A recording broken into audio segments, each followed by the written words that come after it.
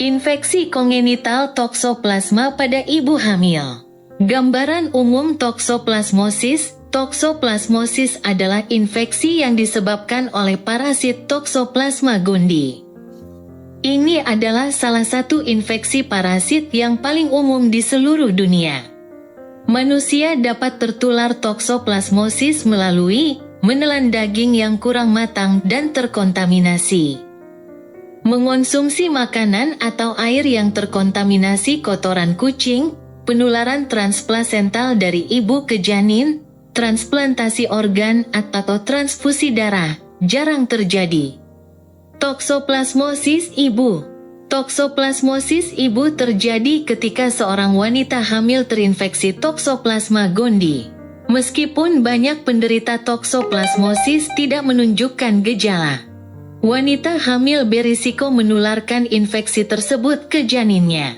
Faktor risiko: kontak dengan kotoran kucing atau tanah yang terkontaminasi kotoran kucing yang terinfeksi, mengonsumsi daging yang kurang matang, minum air yang terkontaminasi atau susu yang tidak dipasteurisasi, kebersihan tangan yang buruk setelah menangani daging mentah atau berkebun. Gejala pada ibu hamil. Sebagian besar wanita hamil yang menderita toksoplasmosis tidak menunjukkan gejala apapun. Namun jika muncul gejala tersebut mungkin meliputi gejala ringan mirip flu seperti demam, nyeri otot, dan kelelahan. Pembengkakan kelenjar getah bening. Toksoplasmosis kongenital bawaan. Toksoplasmosis kongenital terjadi ketika Toxoplasma gondii ditularkan dari ibu yang terinfeksi ke janinnya. Tingkat keparahan toksoplasmosis kongenital bervariasi tergantung pada waktu infeksi selama kehamilan. Waktu infeksi, trimester pertama. Penularan lebih kecil kemungkinannya tetapi lebih parah jika terjadi, seringkali menyebabkan keguguran atau kelainan janin yang parah. Trimester kedua.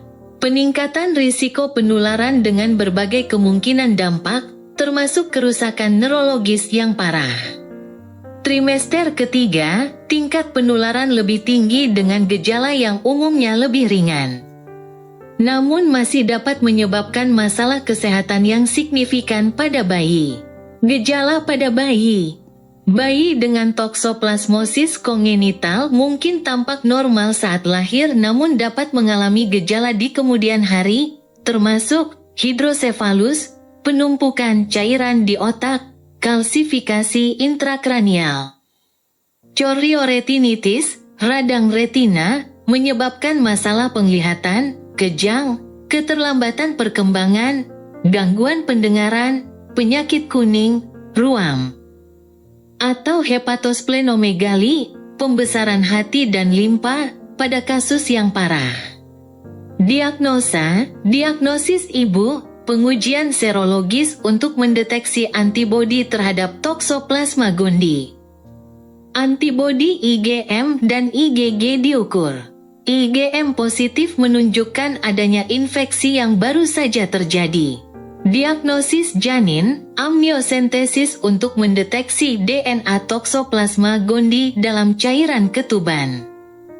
Diagnosis neonatal, tes serologis, PCR, dan pemeriksaan klinis. Tata kelola, perawatan ibu, terapi antibiotik spiramicin sering digunakan untuk mengurangi risiko penularan ke janin. Perawatan janin, neonatal, antiparasit pirimetamin, sulfadiazin, dan asam folat digunakan untuk merawat janin dan neonatus yang dipastikan mengalami infeksi. Pencegahan, penanganan makanan yang benar. Masak daging pada suhu yang aman, cuci buah dan sayuran hingga bersih. Kebersihan, cuci tangan setelah menangani daging mentah, tanah, atau kotoran kucing. Menghindari makanan berisiko. Hindari produk susu yang tidak dipasteurisasi dan daging mentah atau setengah matang. Pemeriksaan reguler, wanita hamil, terutama yang berisiko tinggi, harus menjalani pemeriksaan toksoplasmosis. Kesimpulan, Toksoplasmosis ibu dan bawaan dapat menimbulkan konsekuensi serius. Namun dengan diagnosis, pengobatan, dan tindakan pencegahan yang tepat, risikonya dapat dikurangi secara signifikan. Wanita hamil harus mengambil tindakan pencegahan untuk menghindari paparan Toxoplasma gondii dan mencari perawatan prenatal secara teratur untuk memantau potensi infeksi.